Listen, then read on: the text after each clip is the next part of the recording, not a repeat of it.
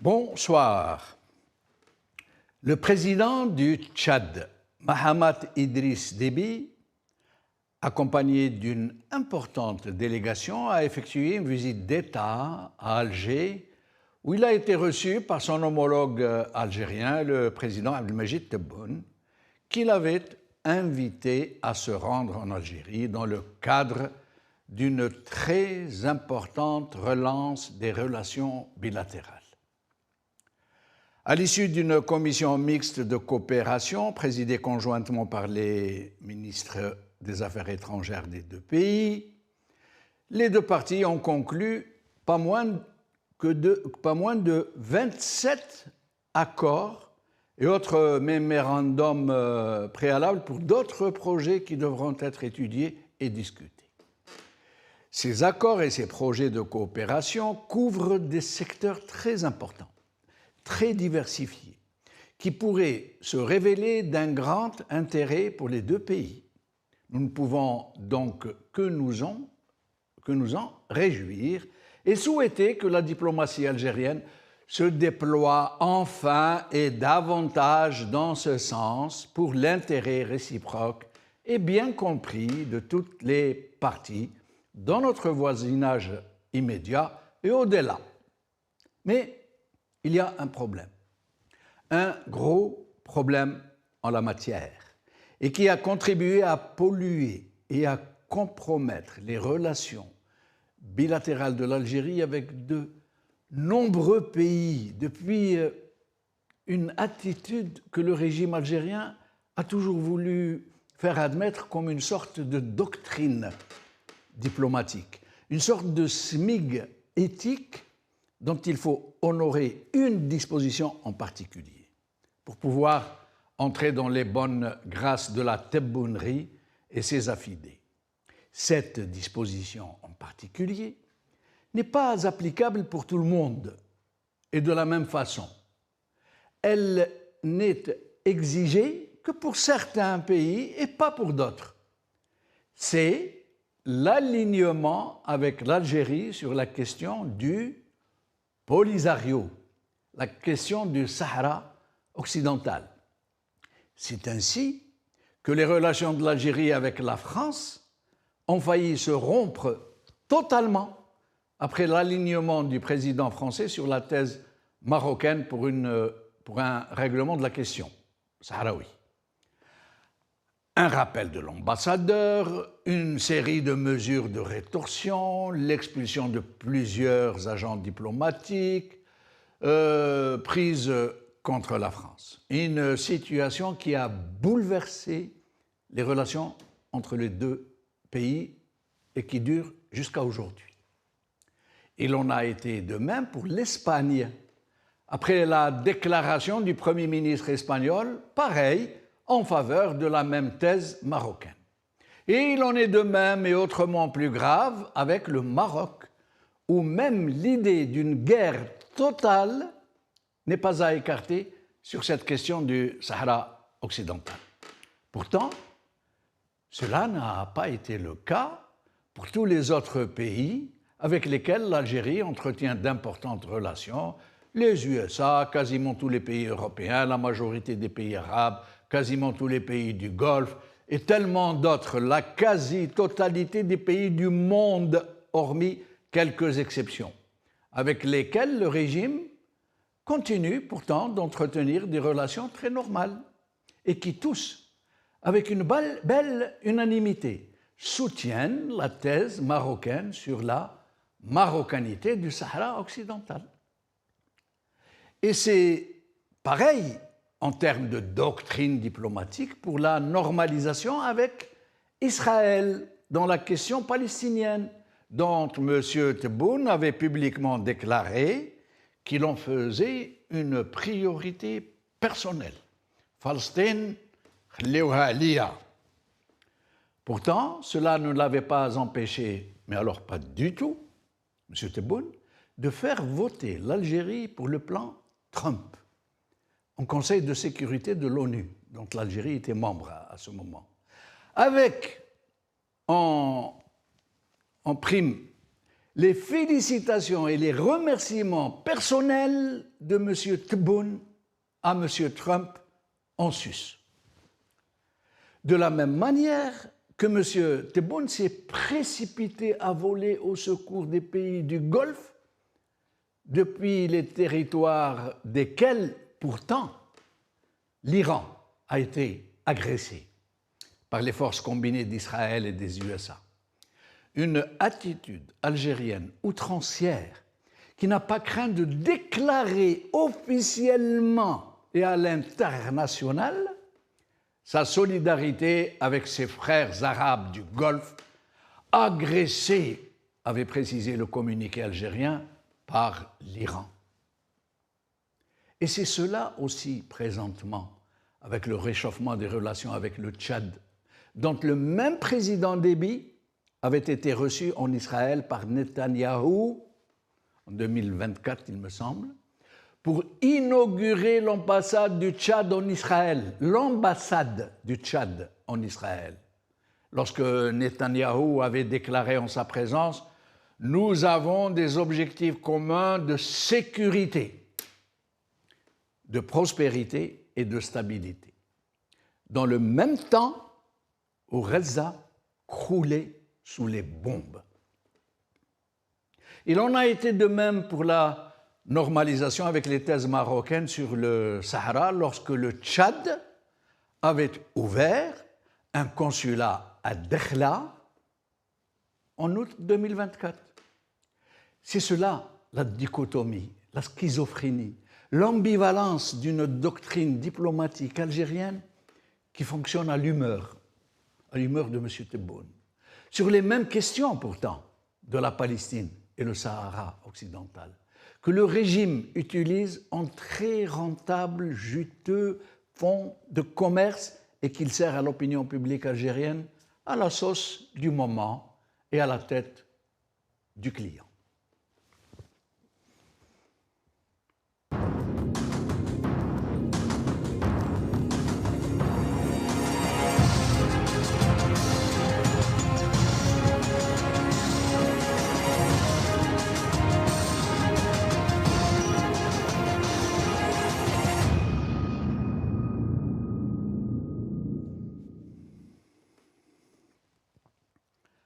Doctrine diplomatique algérienne à la tête du client.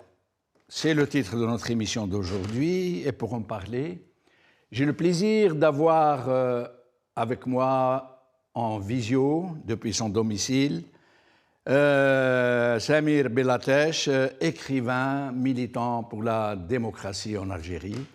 Samir Belatesh, merci d'être des nôtres. Bonsoir Djemeldine, bonne soirée donc à vous dans le plateau et puis à l'équipe technique et bonne soirée aux téléspectateurs qui nous regardent soit du bled, soit par le monde de l'étranger. Merci Samir.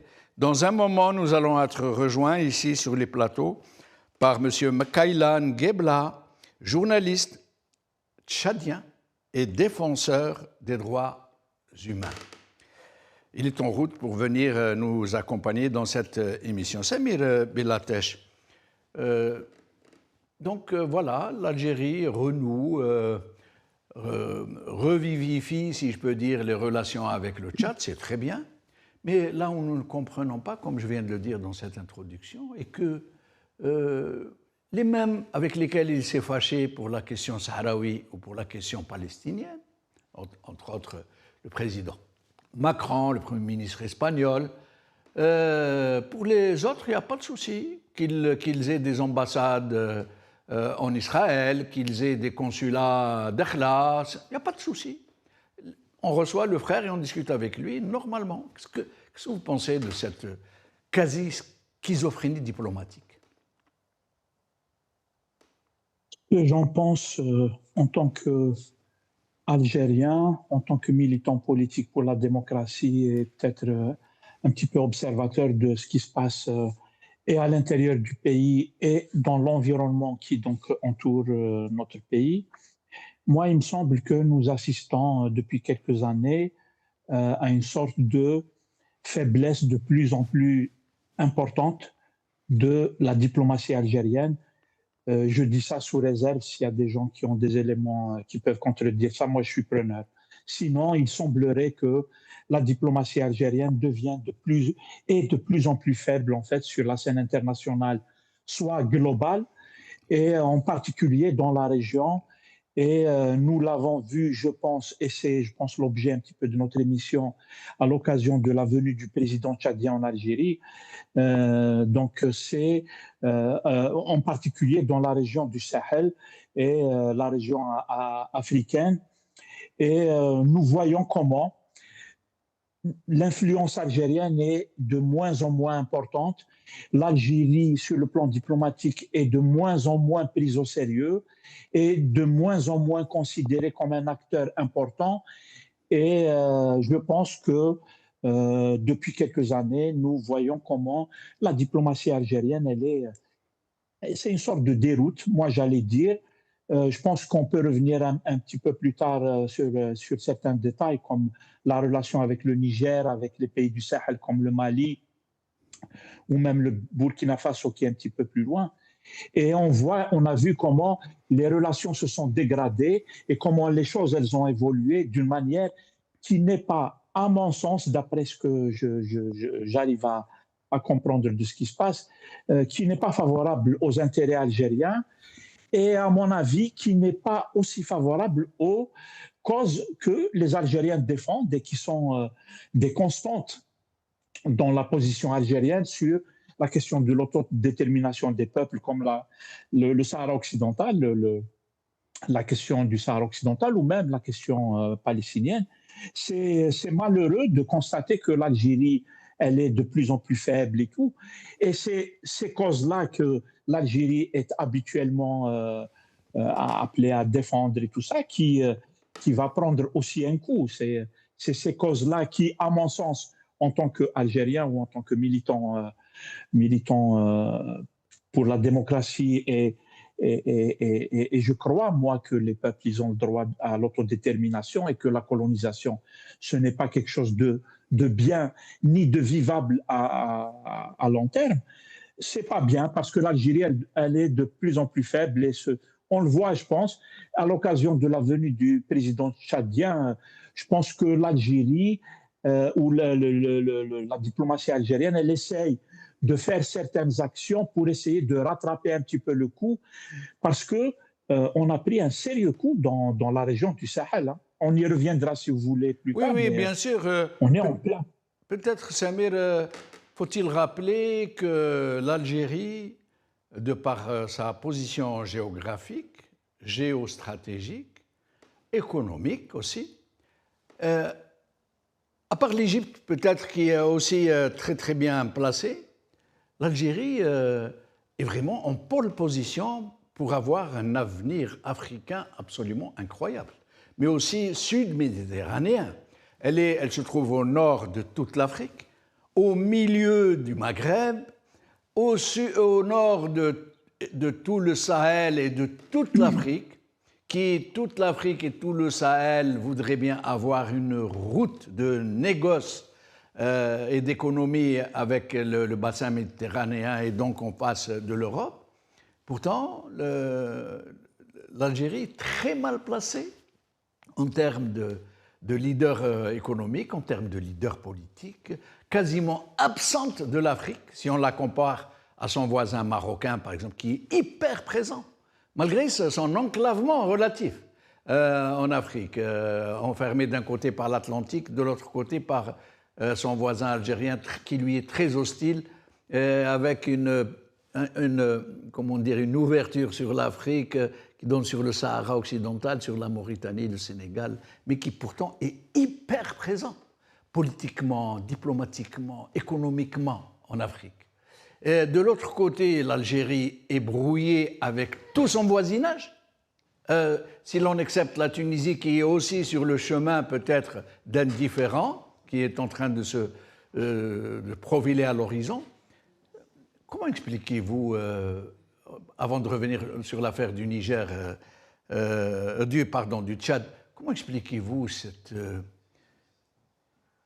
diplomatie très brouillonne, très très tiré par les cheveux du président Tebboune qui a complètement ruiné la posture, pourtant qui était très forte, de l'Algérie au nord du Sahel, au nord de toute l'Afrique.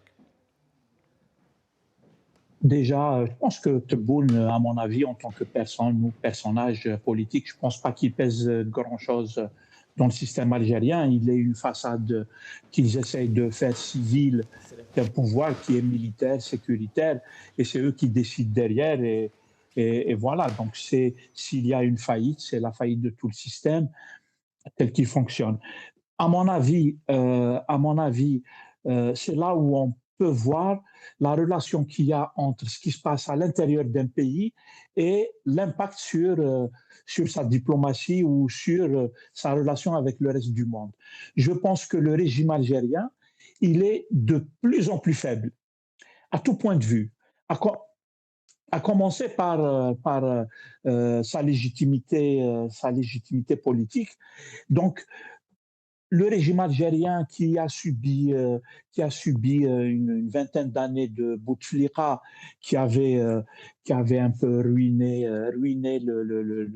le pays du point de vue où il avait généralisé la corruption, il avait dilapidé ou créé les conditions pour que des milliers de milliards de dollars sont partis en fumée et dans les paradis fiscaux, etc. Et suivi par un Hirak qui était un sursaut de la population et un signal très fort de la population qui disait attention, le régime algérien, il n'est pas sur la bonne voie, il n'est pas représentatif du peuple, il est de plus en plus faible et tout ça parce qu'il manque de légitimité, etc. Au lieu d'avoir une posture du régime qui corrige un petit peu ce que signale le peuple algérien, qui est quand même un peuple souverain, comme on le reconnaît pour d'autres peuples comme celui du Sahara ou de la Palestine. Le peuple algérien est aussi souverain. Il a signalé des choses, des manquements ou des faiblesses, etc. Le régime algérien, il n'en a pas tiré les conséquences qui s'imposent et il n'a pas tiré les leçons qui s'imposent. Au lieu de corriger, de faire participer la population, de faire participer les compétences du pays dans la gestion du pays et à l'intérieur et dans sa relation avec le monde, il a fait exactement l'inverse. Et qu'est-ce qui se passe en fait? C'est ce qu'on appelle une fuite en avant qui fait que le régime est encore de plus en plus faible. Et un régime de plus en plus faible, ça pose de sérieux problèmes à l'échelle internationale. C'est là où il y a un lien entre ce qui se passe à l'intérieur et l'extérieur. Ça pose de sérieux problèmes, c'est-à-dire que sur la scène internationale, les gens ne vont plus te reconnaître. Les gens ne vont plus te faire confiance. Les gens se disent que nous avons affaire à un régime qui est instable, qui n'est pas fort, qui risque de s'écrouler à n'importe quel moment. Les gens qui le dirigent, ils tirent tous des casseroles, des fois qui font un bruit extraordinaire. Mes amis, tous les Algériens le savent. Et ça affaiblit la position d'un pays dans une dynamique internationale diplomatique qui relève de la diplomatie, soit concernant les guerres, soit les intérêts, soit là. Par exemple, depuis quelques années, nous avons vu comment le Sahel est en train de se reconstituer suite à la guerre qu'il y a eu en Libye, qui a eu un impact important sur le Sahel et tout. Eh bien, l'Algérie, de plus en plus, elle a disparu des radars. Et nous sommes en train de le voir, je pense actuellement. Je pense qu'ils essayent quand même de rectifier un petit peu, mais c'est très difficile parce que je pense que ça manque de compétences, à mon avis. La diplomatie algérienne qui avait des compétences reconnues à l'échelle internationale et au travers de l'histoire moderne de notre pays, elle n'en a plus en fait des compétences qui Très sont bien. à la hauteur. Restez avec nous. Restez avec nous, okay. Samir. Nous venons d'être rejoints par M. Makaila Ngebla. Merci d'être avec nous. Merci, Samir. C'est un grand plaisir de m'avoir invité et je suis un habitué du plateau. Merci beaucoup. Tout le plaisir est pour nous. Merci à vous. Alors, vous êtes journaliste, défenseur des droits humains. Tout à fait. Vous collaborez avec Jeune Afrique et plusieurs autres journaux et télé tchadiens en exil. Oui.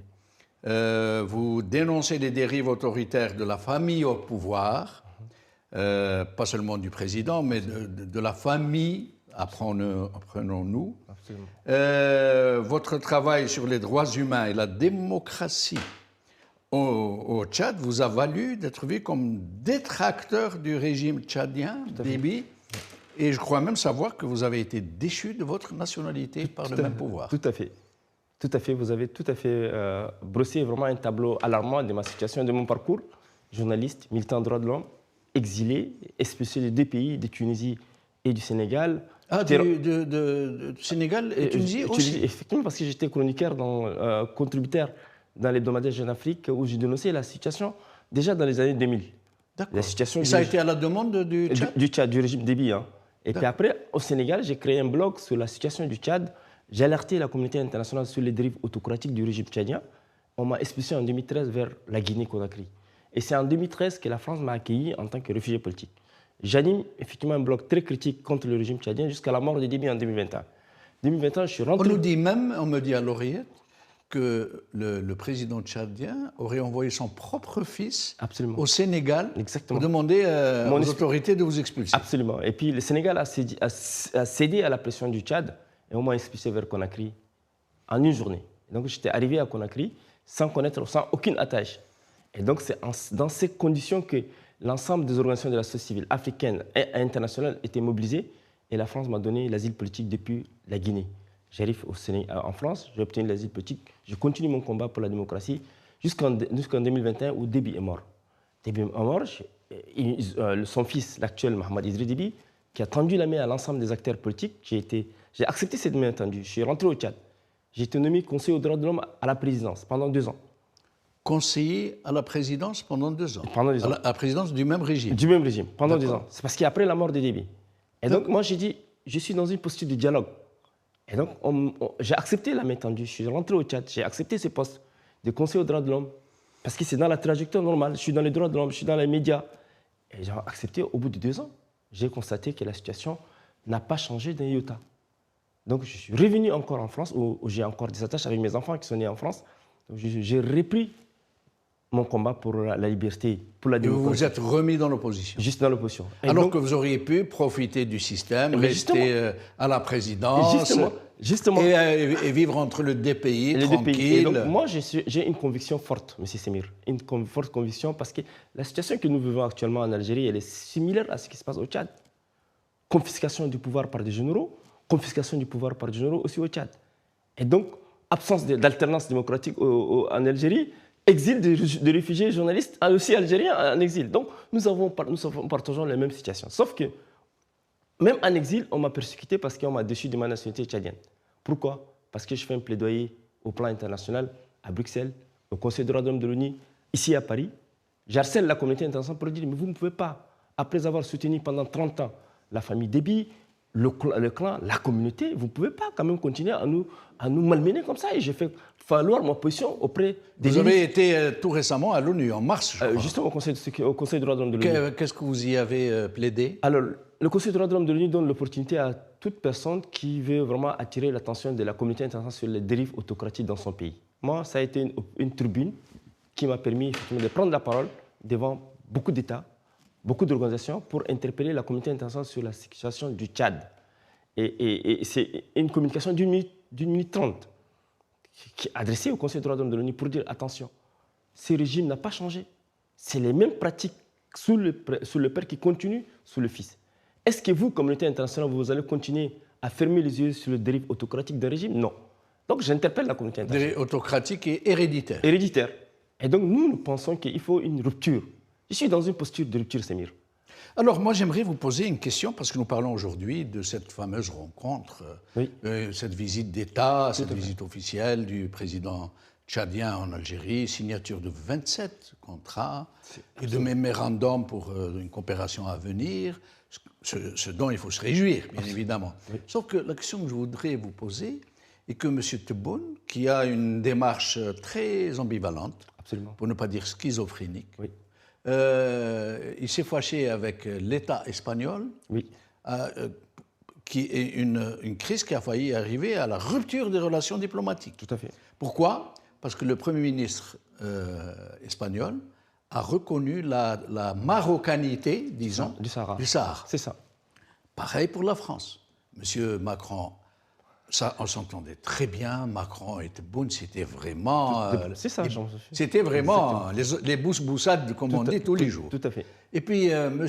Macron a d'abord averti M. Tebboune pour lui dire « Je vais reconnaître la marocanité du Sahara, je vais écrire. » C'était poli d'ailleurs. Voilà. Et M. Tebboune l'a averti, il lui a dit « Attention, si vous reconnaissez ça, ça va aller mal entre nous. » Mais personne ne pensait que ça allait aller aussi loin. Absolument. Et donc, Macron publie cette lettre qu'il a faite au roi Mohamed VI, et c'est la crise qui a failli mener à la rupture diplomatique entre la France et l'Algérie. Exactement. Donc nous, on s'est dit, ah, mais c'est peut-être une doctrine algérienne, diplomatique, quiconque reconnaît la marocanité du Sahara, je romps mes relations diplomatiques avec lui, je convoque. Pourtant, il ne le fait pas avec tout le monde, ni avec les USA, ni avec tous les pays européens, ni avec la plupart des pays asiatiques, ni presque tous les pays arabes qui reconnaissent la marocanité. Et là, avec M. Déby, c'est pareil. Vous allez nous dire quelles sont les relations. Il y a une ambassade à Dakhla. Et il y a un consulat. Un consulat à Dakhla, c'est ça. Et il y a une ambassade en Israël. Absolument. Qui, après la rupture des relations à la demande de M. Kadhafi, en 2024, ils ont réouvert cette ambassade avec M. Netanyahou en personne au moment où les populations de Gaza étaient bombardées. Exactement. Alors expliquez-nous un peu comment vous percevez, vous. D'abord expliquez-nous un peu les relations du Tchad avec le Maroc et Dakhla, et puis avec Israël, d'abord pour qu'on voit plus clair. Nous sommes surpris, M. Semir. C'est que nous étions, il y a 2 ans, nous avons alerté les Algériens sur le fait que le régime tchadien a ouvert un consulat à Dakhla, reconnaissant la légitimité, l'appartenance de Dakhla et de Sahara au Maroc. Les Algériens ont été irrités par la position du Tchad. La position du Tchad est une diplomatie vacillante, oscillante, une diplomatie qui n'est pas stable. Et subitement, Mohamed Déby, en septembre dernier, s'était rendu en Algérie, où on n'a pas entendu une réaction algérienne. Donc, il reprend ses relations avec l'Algérie, et après 8 mois, il a fait un voyage en Algérie. Il a rencontré, il a été reçu par Tebboune, etc. Nous nous sommes dit, comment expliquer les Algériens qui, hier, étaient hostiles contre la position, effectivement, toute reconnaissance du Sahara occidental, acceptent ces messieurs-là, ils l'ont accepté. Et curieusement, l'Algérie et les Émirats arabes unis ne sont pas en bons termes. Vous savez très bien que Mohamed Idriss Déby est le garant et le soutien principal du FSR, de la rébellion qui se bat contre au Soudan. Oui. Et les Algériens, on sait très bien qu'ils ont de bons rapports avec le Soudan. Et subitement, Mohamed Idriss Déby, qui a cela 3-4 mois, avait organisé ce qu'on appelle Tchad Connexion. Ça veut dire, attendez, qu'on comprenne. Les Émirats, tout le monde sait qu'ils sont à la cause principale du conflit et le moteur principal du conflit qui se passe au Soudan, cette tragédie innommable. Exactement. Et vous nous dites que le Tchad serait en quelque sorte le bras armé. Mais justement, c'est le passoire même des mouvements, des armes, des logistiques militaires, et tous les rapports internationaux l'ont dit. Depuis le Tchad. Depuis le Tchad. Et ça, les Algériens le connaissent très bien. Et ils connaissent très bien la responsabilité historique et militaire, logistique du gouvernement tchadien au soutien au FSR de Himiti. Et subitement, avant de venir de ces plateaux, j'étais avec un ami, c'est un ami algérien, avec lequel il était surpris par la visite de Mohamed Déby à l'autre. Il me dit, mais je suis surpris par la position, effectivement, de Tebboune face à cette situation. Et donc, deuxième constat, c'est que les Algériens, au lieu de dire, écoutez, monsieur Mohamed Déby, nous pensons que vous n'êtes pas stable dans votre relation avec tout le monde. Vous avez organisé il y a 3-4 mois ce qu'on appelle Tchad Connexion, visant un projet de développement du Tchad avec les Émirats arabes unis. Et subitement, vous venez ici, en Algérie, signer, dans le cadre de coopération bilatérale, plusieurs accords, vous l'avez dit tout à l'heure, 27 accords. Ça me rappelle. Moi, je n'ai pas montré une hostilité quand l'Algérie avait signé des accords avec le Niger, parce qu'il y a une frontière limitant le Niger et l'Algérie. Mais là, on est surpris, 27 accords, mais sachant bien entendu que le Tchad n'est pas un pays respectueux de tous les accords, sachant bien entendu que même l'Algérie, au regard du contexte que nous voyons, où beaucoup de gens qui s'exilent, on a l'impression qu'il y a des rapports suspects entre le régime algérien et le régime tchadien. Et donc, dans ces contextes, nous pensons qu'il est très difficile que tous ces accords qui sont signés ne seront respectés, M. Semir, en aucun cas, ni par le Tchad, ni par l'Algérie. C'est un accord nul effet, étant donné qu'effectivement, le cadre est inapproprié. Donc, comment comprendre dans un tel contexte où, monsieur, le régime tchadien est un régime violateur, prédateur de toutes les libertés. Le régime algérien aussi. Justement, c'est je pourquoi vous rassure. D'ailleurs, l'Algérie vient d'adopter. Enfin, le Parlement algérien, c'est un bien grand mot. Justement. Parce qu'il n'a de Parlement que le nom. Oui. C'est une chambre d'enregistrement qui sait que lever la main pour dire oui. C'est identique. Comme vous. Mais ils viennent d'adopter un projet de loi qui est devenu donc une loi de déchéance de la nationalité. Mais justement, donc du coup, nous sommes sidérés. Donc aujourd'hui, cette rencontre qui se passe depuis 48 heures à Alger, moi j'ai quelques amis qui se trouvaient à Alger et avec lesquels j'ai changé. Certains ont même quitté Camara, les négociations pour entrer en Djamena. Ils m'ont appelé et dit écoutez, c'est n'importe quoi. Donc c'est pour vous dire qu'il y a des similitudes en termes de régime, régime autoritaire en Algérie, régime autoritaire au Tchad. Et donc dans ce contexte, la déchéance des nationalités adoptée, comme vous l'avez dit, par un parlement acquis totalement au régime algérien, il y a un problème. Et donc je vais revenir à vous dans un moment. Vous confirmez en tout cas que les deux régimes sont vraiment des frères siamois. Ah non, mais justement. Ensuite, que le Tchad a bel et bien des relations très normalisées avec Israël. Exactement. Que ça ne le dérange pas du tout que le peuple palestinien soit haché menu. Exactement. Et vous confirmez qu'il a un consulat à Dakhla. Tout à fait. Donc il reconnaît la marocanité Tout à fait. Du Sahara. Et face à une puissance algérienne aussi, il faut le reconnaître, parce que l'Algérie, aujourd'hui, j'ai l'impression qu'elle n'est pas instable. Aujourd'hui, elle a perdu beaucoup en termes d'image au plan international. C'est pas l'Algérie. Et en Afrique, je vais revenir à vous pour nous donner un peu une idée sur ce qui se passe en Afrique en termes d'opinion sur l'Algérie. Exactement. Parce qu'il fut un temps où elle avait une très belle image, l'Algérie. Justement. Je reviens à vous dans un moment. Samir, voilà donc notre ami tchadien, Makaïla Ngebla, qui vient nous confirmer ce dont nous étions un peu au courant et qui nous dit aussi cette nature de ce régime très criminel, très héréditaire de toute façon, de père en fils au Tchad. Et c'est un peu triste à constater, c'est-à-dire c'est un peu le sort qui est réservé au peuple africain. Ce n'est pas seulement le Tchad, c'est à peu près partout en Afrique, qu'elle soit francophone ou anglophone. Nous vivons sous des dictatures qui font tellement de mal à nos pays et qui ont fait de l'Afrique une zone, c'est le parent pauvre un petit peu du reste du monde, alors que l'Afrique aurait pu être une zone très, très forte, très puissante, et puis où ces peuples peuvent vivre dignement et qui ne serait pas un peu ce qu'on est en train d'observer, en train de quitter les pays d'une manière dans des conditions terribles. Nous savons que la région c'est la région du Sahel, en plus d'être ce qu'elle est, là, nous sommes en train de la discuter par rapport aux intérêts géostratégiques, etc., pour les puissances mondiales. C'est aussi une zone par où traversent les clandestins et qui, je pense, il me semble savoir qu'il y a des dizaines, peut-être des centaines de milliers de morts dans cette zone-là quand les gens essaient de traverser pour aller en Europe clandestinement. Ils traversent d'abord des zones qui sont arides, qui sont très difficiles et où il y a aussi beaucoup de banditisme et tout.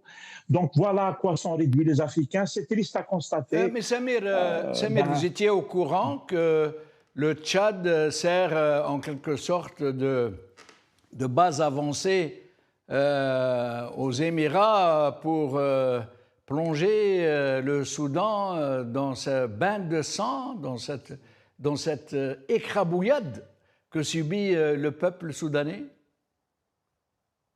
Franchement, je ne maîtrise pas trop la région, je ne la connais pas trop en tant que militant un petit peu sur la question interne algérienne, même si j'essaie de suivre ce qui se passe. Mais on sait aussi que la main des Émirats arabes est dans le coin et nous connaissons un petit peu les intérêts géostratégiques qui sont ceux des Émirats arabes unis ou qui sont ceux des gens pour qui les Émirats arabes unis interviennent dans notre région. Ils font énormément de mal au Soudan et je pense qu'ils sont aussi derrière ce qui s'est passé un petit peu dans le Sahel, au Mali, au Niger et au Burkina. Et ils sont un peu cachés derrière les rideaux, mais on sait aussi que c'est eux qui interviennent. Et ils s'en prennent un petit peu à l'Algérie en collaboration avec le Maroc parce qu'ils font le sale boulot des puissances comme les États-Unis ou comme Israël dans la région, les Émirats arabes.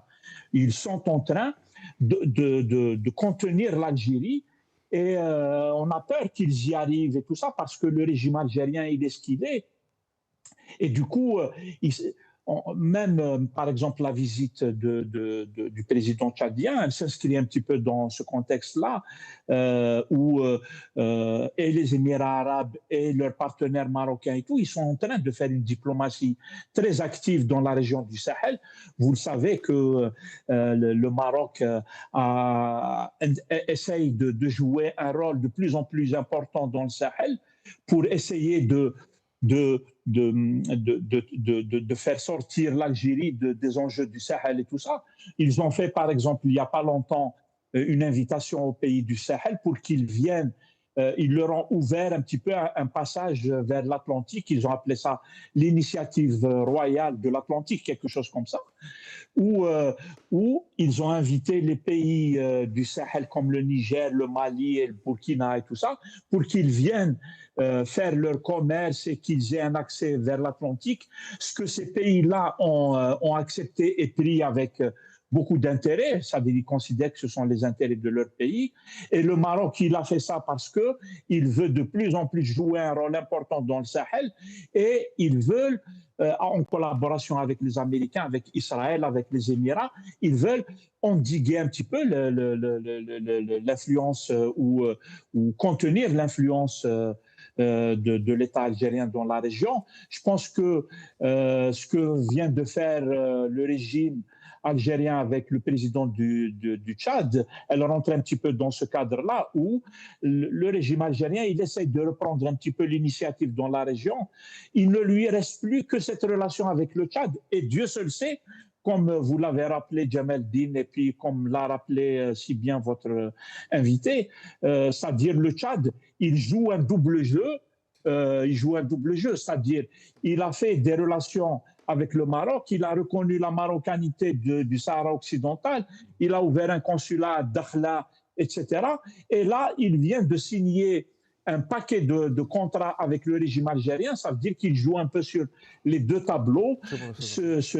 Voilà, c'est-à-dire on est en train de voir ça. Mais du côté algérien, je pense qu'ils essayent un petit peu de rattraper le coup parce que je pense que les temps sont durs. Moi, je pense que nous sommes dans une période qui est très, très difficile.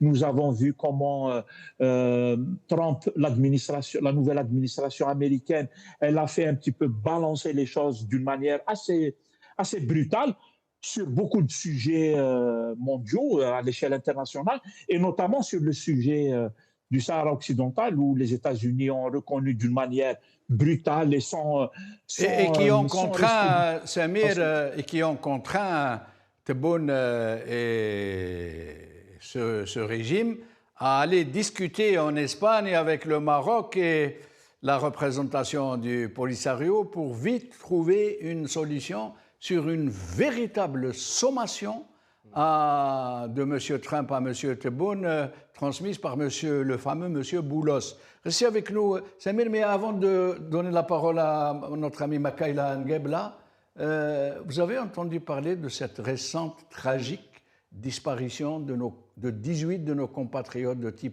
sont partis de Tipaza vers l'Espagne et qui ont péri en mer? Sur une embarcation de 20 harragades, 20 clandestins, seulement 2 survivants.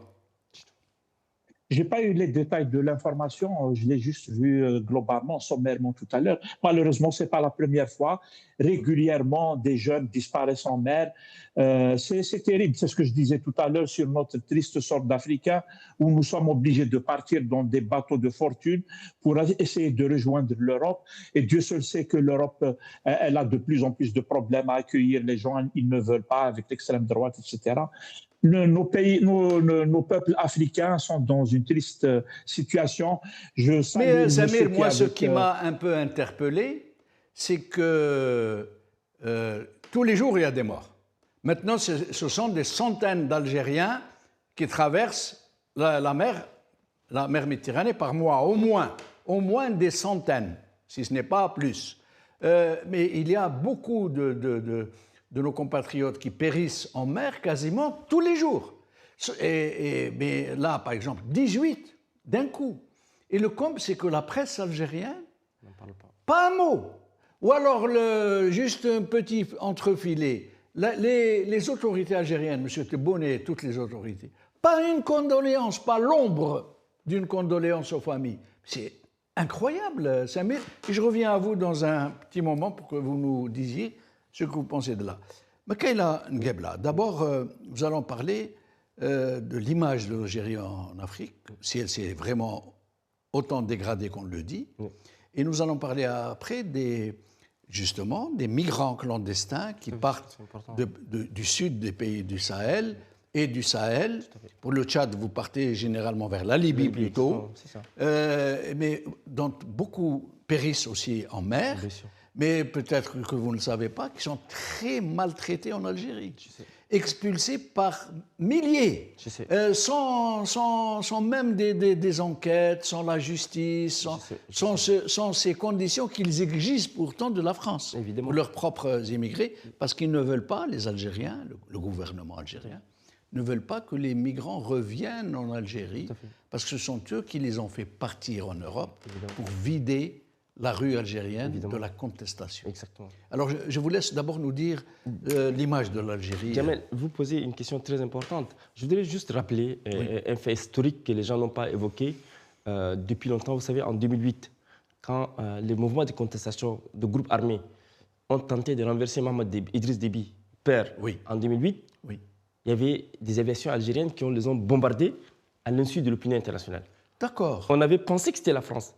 L'aviation algérienne aurait bombardé des populations qui contestaient. Voilà. Et donc, depuis la frontière entre le Tchad et le Soudan, des rebelles à pick-up qui entraient, les Algériens étaient venus bombarder jusqu'à... Vous êtes sûr de cette information? C'est une information. Vous êtes journaliste. Bien sûr. C'est une information très grave. Justement. Parce que généralement, l'armée algérienne, enfin la doctrine qui pèse jusqu'à aujourd'hui, et que l'armée algérienne n'intervient pas directement et sous son vrai drapeau à l'étranger, en dehors de ses frontières. Justement, nous, on a informé maintenant l'opinion publique tchadienne de cette intervention en 2008. On avait cru que c'était la France, mais on s'est rendu compte que ce n'était pas ces aviations algériennes qui étaient venues bombarder les colonnes rebelles tchadiennes qui tentaient à renverser Idriss Déby. C'était en 2008. Personne ne savait cette information. C'est une information... Et c'est une information capitale que je porte à la connaissance de l'opinion, parce que cette situation que nous sommes en train de... Le rapprochement entre l'Algérie et le Tchad nous interpelle, nous inquiète, parce que nous sommes des démocrates. Et nous pensons qu'effectivement, si la posture où le régime algérien est en train de prendre là, ça risque de ternir son image, et ça m'amène à répondre à votre question.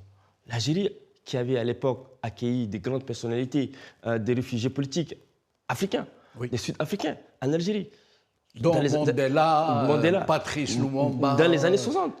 Et donc, les Africains avaient une très bonne impression de l'Algérie. Nous avons une très bonne image de l'Algérie.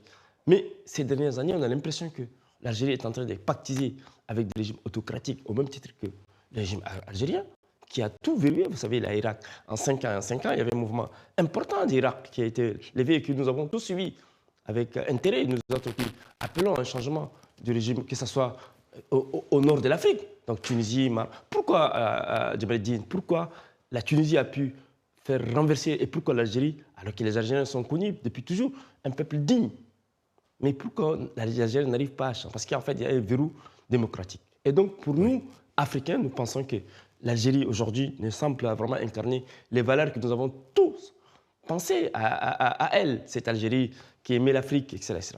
Donc aujourd'hui, il y a un recul vis-à-vis par rapport Elle s'acoquine avec des régimes criminels. Et donc nous pensons que nous n'avons pas de problème avec le peuple algérien. Le peuple algérien, c'est un peuple. Mais c'est les autorités, les régimes algériens, les décideurs politiques qui ne sont pas dans une posture de conciliation avec la population au sud du Sahara. Donc nous autres. Et qui sommes leurs frères d'ailleurs. Mais qu'est-ce que vous pensez de cette attitude très raciste, très ségrégationniste du régime algérien qui expulse ces Africains et ces subsahariens vers le désert de façon inhumaine? Justement, les mettre dans des camions, dans des cars dont on a scellé les vitres, qui crèvent de chaleur à l'intérieur pour qu'ils ne puissent pas s'évader. Oui. Et ils arrivent aux frontières du Niger ou du Mali et ils les relâchent en plein désert. Ils ne leur laissent pas d'autre choix que de rentrer dans des pays qui ne sont peut-être pas les leurs. Exactement. Qu'est-ce que vous pensez de cette... Moi, j'ai fait partie des co-rédacteurs de la Charte mondiale des migrants, qui a été signée en 2011 à Dakar dans le cadre du Forum social mondial. Nous avons à l'époque dénoncé cette attitude du gouvernement algérien qui expulse en masse vers la frontière avec le Niger, avec le Mali, ces communautés négro-africaines, des gens aussi souvent de culture arabo-musulmane. Et donc nous sommes surpris que comment un pays qui se dit en Afrique, un pays qui est soi-disant effectivement africain aussi, l'Algérie quand même fait partie de l'Afrique, intégrante de l'Afrique, mais qui n'accepte pas sur son territoire des migrants algériens. Soit il les met dans des conditions, spécialement les gens dans le Sahara, contre toutes les conventions internationales relatives aux migrations, toutes les conventions signées par l'Algérie au plan et au niveau, et qui les viole, qui les transgresse allègrement, sans que l'Algérie... Donc du coup, ça peut être une source de crise avec ces pays riverains. Donc ça peut être une crise avec tension. C'est le cas aujourd'hui. L'Algérie est en hostilité ouverte avec tout son voisinage, sauf la Tunisie pour le moment. Pour la Tunisie.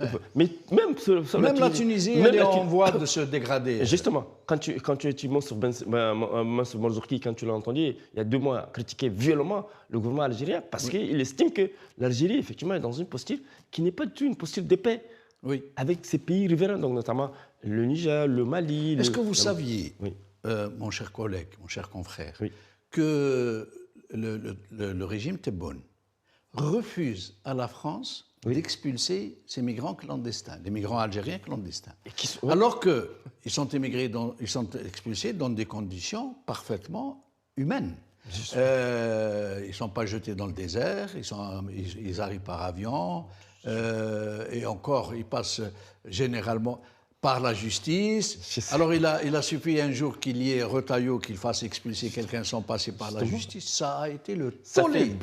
Alors ce qu'il exige, soi-disant pour ses propres compatriotes, pour leur dignité, soi-disant, mais ce n'est pas le cas. Parce que lui, il ne veut pas d'expulsion massive de la colère qui va revenir. Lui ne l'applique pas pour les migrants subsahariens et africains. Justement, l'Algérie, malheureusement, l'Algérie n'a jamais été un pays respecté des engagements internationaux. C'est ça le drame, c'est que effectivement, vous l'avez dit, j'ai suivi avec... Y compris pour sa propre population. Justement, donc la crise qui oppose aujourd'hui la France et l'Algérie, c'est lié effectivement à cette tension. Et l'Algérie était prête même à une rupture. Vous savez, l'écrivain Boualem Sansal a été arrêté pendant 1 année alors qu'il souffrait de cancer. Il a fallu que l'Allemagne qui puisse intervenir auprès de tout le monde. Donc c'est pour dire que le régime algérien est un régime fort.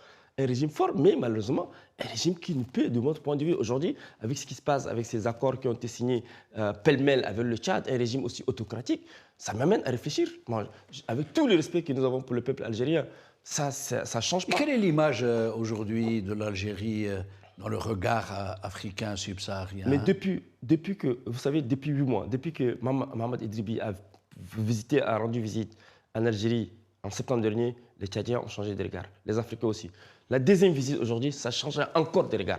Nous pensons qu'effectivement, nous, à notre vue, nous prenons l'Algérie comme un adversaire, étant donné que... Et le peuple tchadien, comment il voit ce rapprochement entre le régime Déby fils et l'Algérie depuis 2 jours, quand vous voyez sur la toile, sur les réseaux sociaux, les gens ne s'en revenaient pas. Ils critiquaient violemment le régime algérien. Ils disent, mais vous ne pouvez pas accueillir, vous avez jeté votre argent par la fenêtre dans le cas de ces les réseaux de la corruption tchadienne. Justement, comment l'Algérie peut investir dans un pays qui n'est pas... Il y a 3 mois, le Tchad a organisé un projet de Tchad Connection de vision 2030 avec les Émirats arabes unis. Mais ils disent avoir mobilisé 22 milliards de dollars. Mais aujourd'hui, ici, les mêmes accords avec l'Algérie, mais qui va investir? Quelle garantie? Donc moi, je pense que les Algériens sont en train de jeter l'argent par la fenêtre en donnant... Et au Tchad, pardonnez-moi de vous interrompre, Oui. Makaylan Gebla. Oui. Au Tchad, quelle est la situation des populations? Est-ce qu'ils vivent dans une... Parce que comme on a des relations avec Israël, normalement, ça devrait aller un peu mieux pour les populations, le niveau de vie, les libertés, la prise en charge des soins médicaux. Pas du tout. La situation au Tchad est indescriptible, Abdelmadine.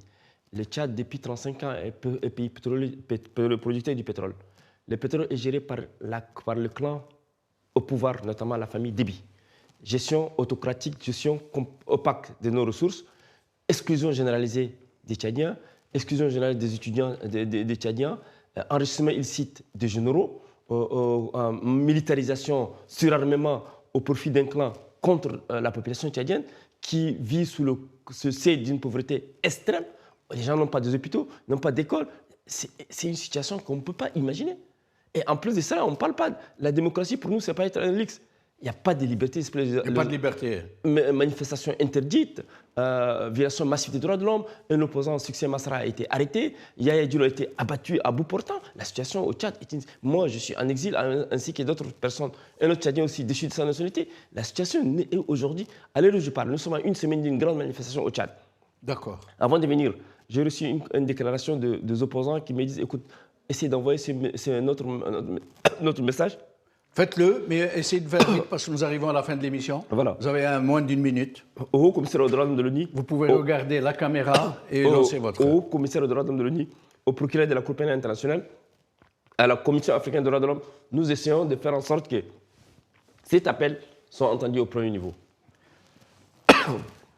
Alors, avant de donner la parole, le mot de la fin à Samir, parce que nous avons vraiment un peu débordé de l'émission, le Tchad et l'Algérie vont convenir d'une grosse importation d'ovins, de moutons du Tchad. Le Tchad est un gros éleveur de moutons. Comment ça se fait alors que l'Algérie est beaucoup plus grande, qu'elle dispose de beaucoup plus de pâturage C'est le paradoxe. Il y a aussi les défis liés à la communication.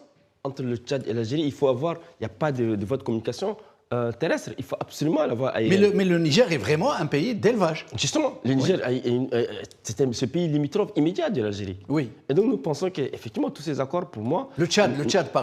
Justement, le Tchad et l'Algérie. Oui. Tous ces accords qui ont été signés seront nuls et de nul effet. Étant donné que la concrétisation sera vraiment un défi important. Ah bon, pourquoi? Pourquoi? Parce que vous savez, la difficulté de communication reste un défi.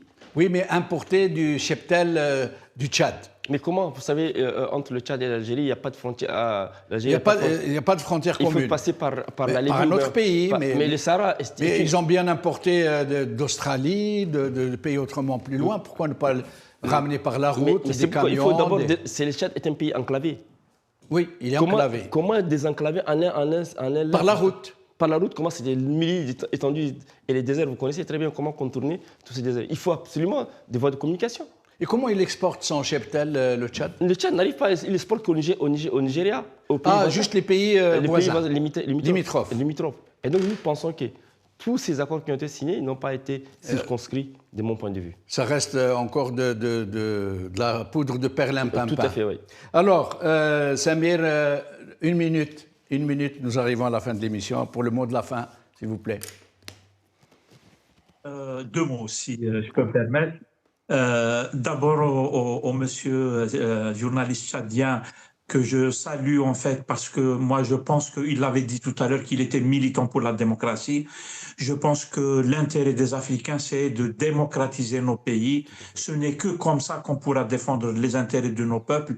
C'est quand les peuples sont bien représentés au niveau des États, ce qui n'est malheureusement pas le cas pour le moment et on voit la catastrophe dans laquelle se trouve l'Afrique. Par ailleurs, pour l'Algérie, j'espère que nous arriverons quand même à reprendre la main sur ce qui se passe dans la relation qu'est l'Algérie avec les pays du Sahel et ceux de l'autre côté du Sahel. Je pense que nous sommes d'abord et avant tout des Africains et nos intérêts sont avec ces peuples-là. Malheureusement, l'Algérie, elle a eu du recul. J'espère qu'on pourra à l'avenir reprendre les choses en main. Merci Samir Belatesh. Merci Makaila Ngebla. J'espère que vous viendrez plus souvent sur notre plateau.